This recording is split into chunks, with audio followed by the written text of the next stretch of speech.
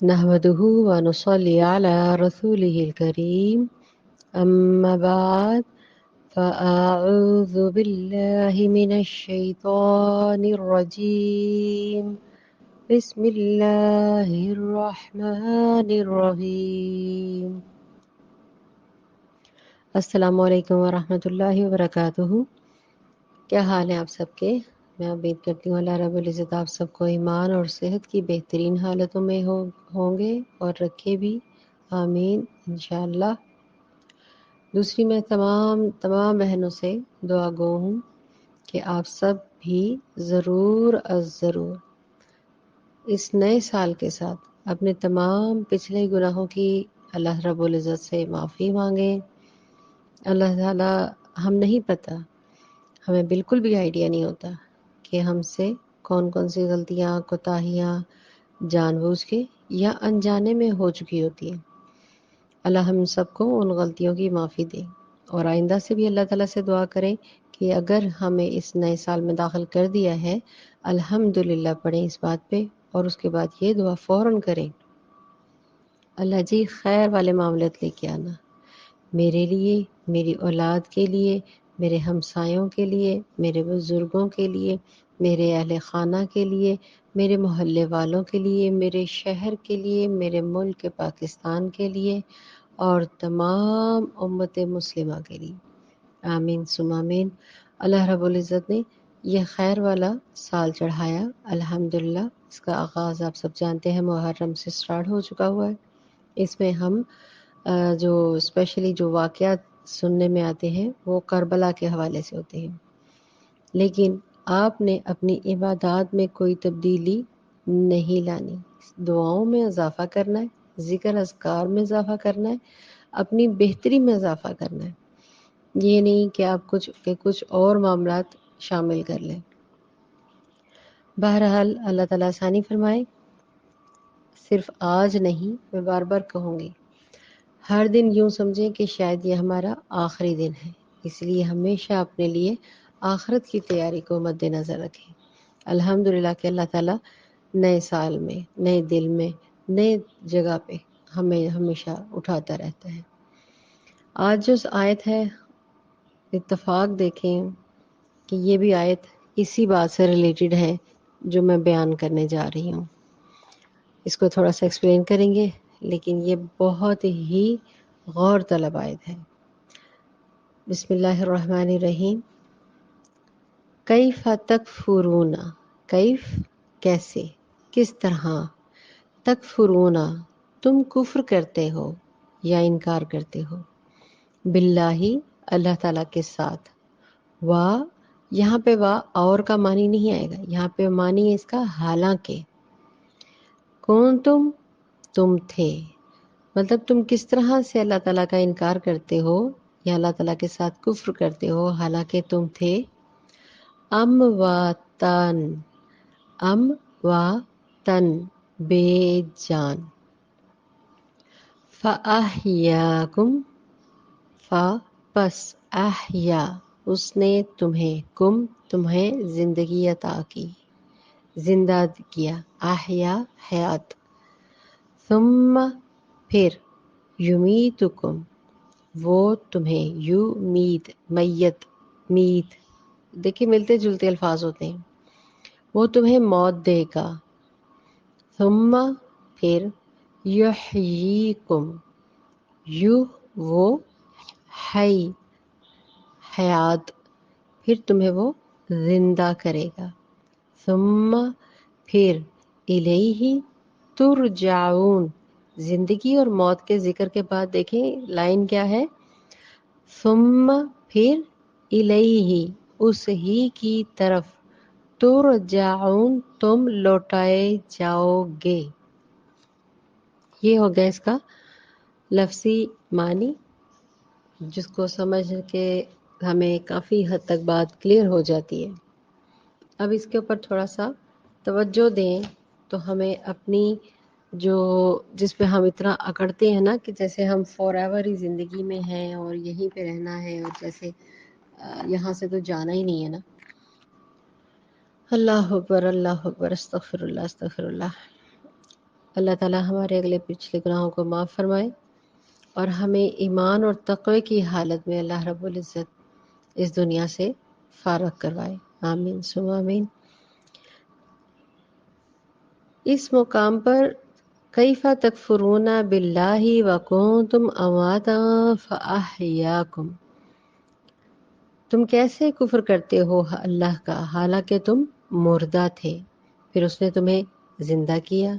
ثم یمیتکم ثم یحییکم ثم الیہ ترجعون، پھر وہ تمہیں مارے گا، پھر جلائے دے گا، پھر ختم کر دے گا۔ جلا مطلب ختم کر دینا، موت دے دینا، پھر تم اسی کی طرف لوٹ کے جاؤ گے، مطلب تھرڈ حصہ وہی ہے۔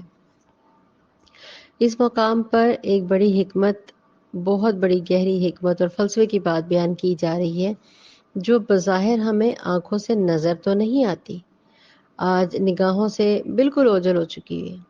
وہ یہ کہ ہم دنیا میں آنے سے پہلے مردہ تھے، کبھی یہ سوچا ہی نہیں۔ ہم تو سمجھتے ہیں بس ماں باپ نے پیدا کیا اور ہم ساری زندگی ایسے ہی بڑے ہوئے اور ایسے ہی رہیں گے اور ہم نے شاید جانا بھی نہیں ہے، موت کو بھولے بیٹھے ہوئے ہیں ہم لوگ، جبکہ یہاں پہ ذکر ہو چکا ہوا ہے کہ ہم یہاں پہ آنے سے پہلے مردہ تھے، کنتم امواتا، اس کے کیا معنی ہے؟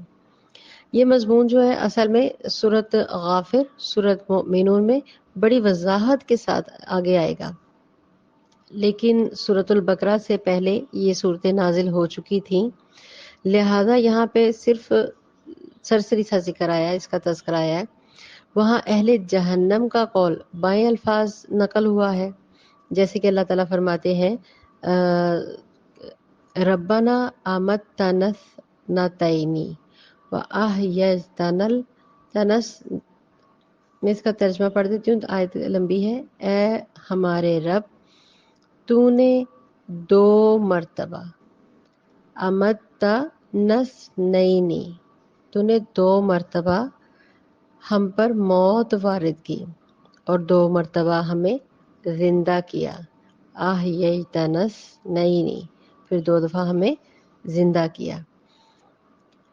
اب ہم نے اپنے گناہوں کا اعتراف کر لیا ہے، تو اب یہاں سے نکلنے کی راہ بھی کوئی ہے، کوئی راستہ ہے۔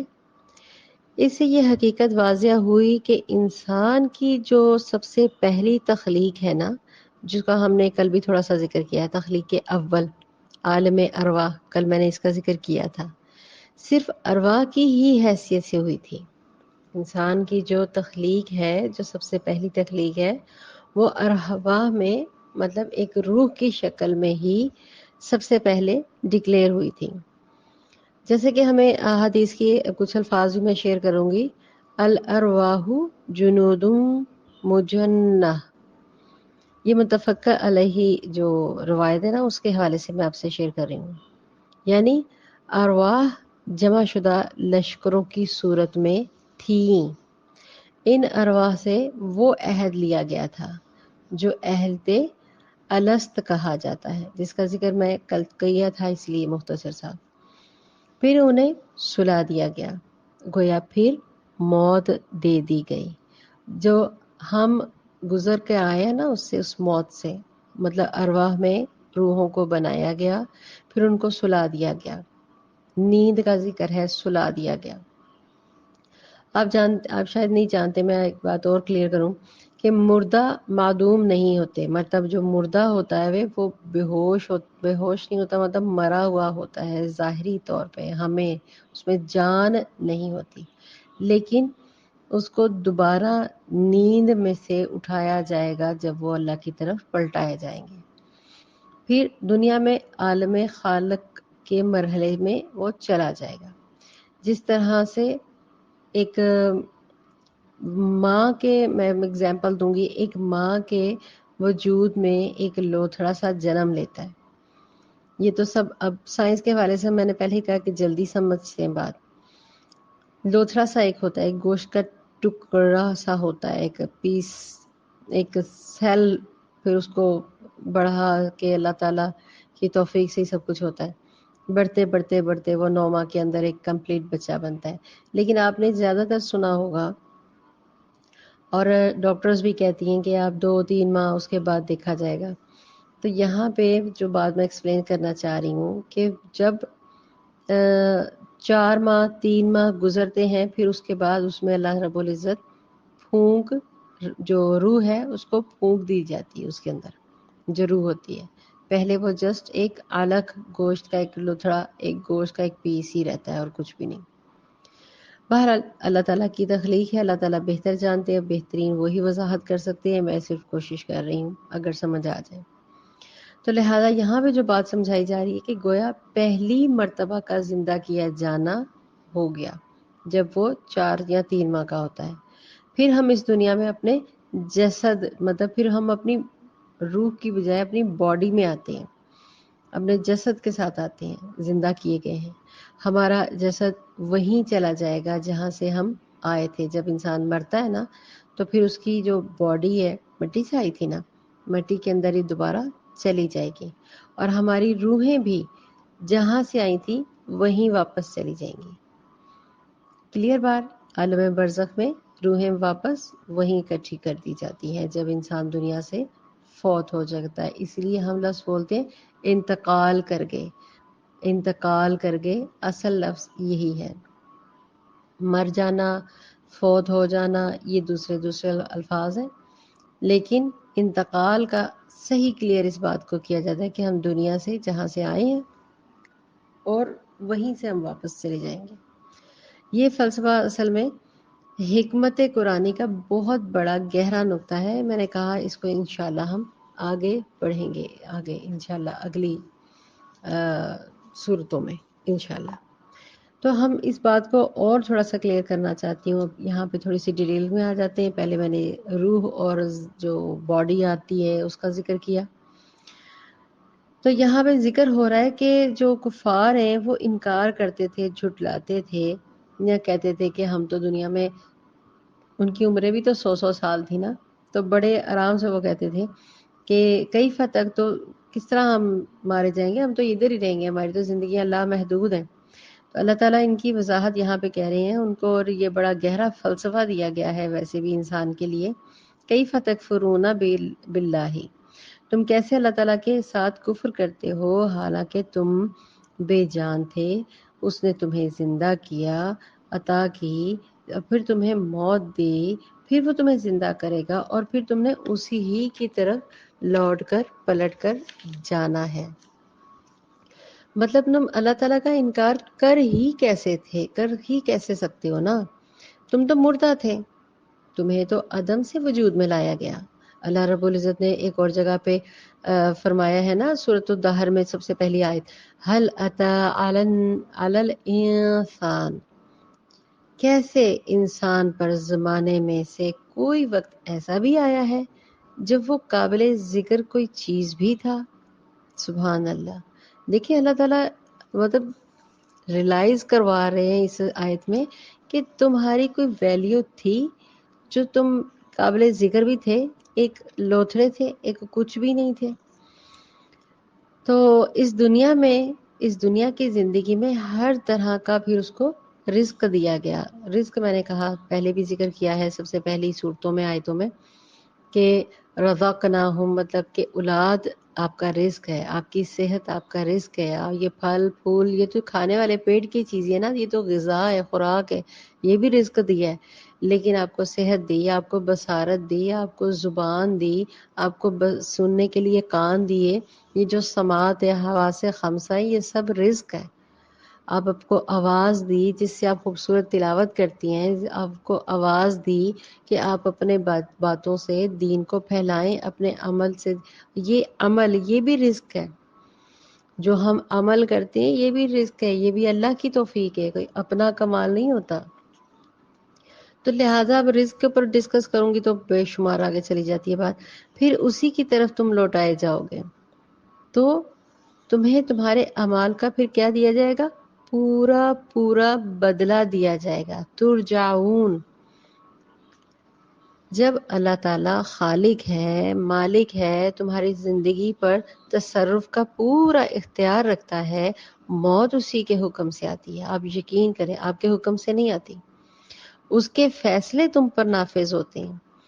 جب اس کی تدبیر کے تحت تم زندگی بسر کرتے ہو تو دنیا میں اس کے دینی احکامات اور آخرت میں اس کے احکامات کی جزائی کے تحت آتے ہو، پھر بھی اس کا انکار کرو گے؟ کیا یہ حماقت نہیں ہے؟ اب ایک سوال ابھرتا ہے کہ کیا مخلوق کے لیے خالق پر ایمان لانا، اس کا خوف رکھنا، اس سے امید رکھنا یا اس کا شکر ادا کرنا کیا لازم نہیں یہ سب کچھ؟ پھر تم کیسے انکار کرتے ہو؟ یہاں پہ جو کفر کا انکار ہے، اس میں گویا کہ اس آیت میں کفر سے مراد ہے اللہ تعالی کا انکار کرنا، بالکل ہی انکار کر دینا۔ تو اللہ تعالیٰ کے وجود اور اس کی عبادات کا انکار نہیں کیا جا سکتا۔ ہم کچھ نہیں تھے، اسی نے تو پیدا کیا، اب ہم ہیں، اور وہ کل ہمیں موت دے دے گا، تو یہ تو اسی کا اختیار ہے۔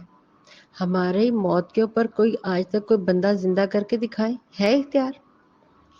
ہماری موت کے بعد وہ پھر ہمیں دوبارہ زندگی دے گا اور ہم عالم برزخ میں تب حساب کتاب دیا جائے گا۔ تو ترجعون کا مطلب یہاں پہ یہی ہے، یرجعون، اسی کی طرف ہم پلٹائے جائیں گے، موت کے بعد اسی کی طرف پلٹائے جائیں گے فور ایور، جب جزا اور سزا کے معاملات مکمل ہو جائیں گے، جب جنت کا دوزخ کے فیصلے آپ کے دائیں ہاتھ میں پکڑا دیے جائیں گے کہ آپ نے ادھر جانا ہے یا ادھر جانا ہے، جس کا جو جو عمل ہوگا وہ بالکل کلیئر کر کے اس کو اے ٹو زی ویڈیوز کی طرح، جیسے آج ہم ویڈیوز دیکھتے ہیں، اس کو دکھا دیا جائے گا کہ تم اوپر سے یہ عمل کر رہے تھے، اندر تمہارے دل میں اور دماغ میں حتیٰ کہ اس کی بھی ویڈیوز اور اسکرین اور سارا کچھ چل چکا ہوگا۔ انسان وہاں پہ جھوٹ بولنے جوگا ہوگا ہی نہیں، اتنا حیرت والا معاملات ہوں گے وہ۔ استغفر اللہ، استغفر اللہ، استغفر اللہ۔ اسی لیے ہمیشہ کثرت سے استغفار کریں، کثرت سے دوسروں کو دعائیں کریں۔ اگر آپ چاہتے ہیں کہ آپ کے حق میں دعائیں قبول ہوں تو دوسروں کو دعائیں دینا شروع کر دیں۔ آپ یقین کریں، آپ کے گھر کے معاملات، آپ کی اولاد کے معاملات، آپ کی صحت کے معاملات، جو آپ چاہتے ہیں نا کہ آپ کو ملے، وہ چیز آپ دوسروں کو دینا شروع کر دیں۔ آپ سوٹ دینا شروع کر دیں، یقین کریں آپ کے پاس 10 سوٹ آ جائیں گے۔ آپ دوسرے کو گالی دینا بند کر دیں، یقین کریں آپ کو 2 لوگ گالیاں دینا بند کر دیں گے۔ آپ دوسروں کو برا بھلا کہنا بند کر دیں، آپ یقین کریں لوگ آپ کو برا بھلا کہنا بند کر دیں گے۔ دنیا میں مفاقات عمل بہت بڑا لفظ کہا جاتا ہے، ہم جانتے ہیں، لیکن ہم اس کے اوپر عمل نہیں کرتے کیونکہ دل سے نہیں مانتے۔ آپ چاہتے ہیں نا کہ آپ کی اصلاح ہو جائے، آپ دوسروں کی اصلاح نہ کریں، آپ اپنی اصلاح اپنے آپ سے شروع کریں۔ آپ چاہتے ہیں کہ آپ کو صحت مل جائے، ہر شخص چاہتا ہے میں ٹھیک ہو جاؤں، میں ٹھیک ہو جاؤں، مجھے صحت مل جائے، مجھے صحت مل جائے۔ آپ دوسروں کو صحت کی دعا دینا شروع کر دیں۔ آپ چاہتے ہیں آپ کے کاروبار میں رزق میں اضافہ ہو، آپ دوسروں کو ڈھیروں ڈھیروں دعائیں دینے کرنا شروع کر دیں کہ اللہ تیرے رزق میں برکت دے، تیری صحت میں برکت دے، تیری اولاد میں برکت دے، تیری آنکھوں میں برکت دے، تیری زبان میں برکت دے۔ ترجعون، پھر ہم اسی کی طرف لوٹائے جائیں گے۔ یہ دعائیں تک ہماری قبول ہوں گی۔ یہ ایک فارمولہ تھا جو میں نے آپ کو بتا دیا ہے کہ لوگ کیسے کامیاب ہوتے ہیں۔ جو دوسروں کو زیادہ دعائیں دیتے ہیں ان کو اللہ تعالیٰ اپنے غیب سے کامیابیاں عطا فرماتے ہیں۔ جو دوسروں کا دل میں، چلیں زبان سے نہ، دل میں برا بھی چاہتے ہوں گے نا، تو وہ ہر چیز کو بہتر جاننے والا ہے۔ وآخر دعوانا ان الحمد للہ رب العالمین۔ السلام علیکم ورحمۃ اللہ وبرکاتہ۔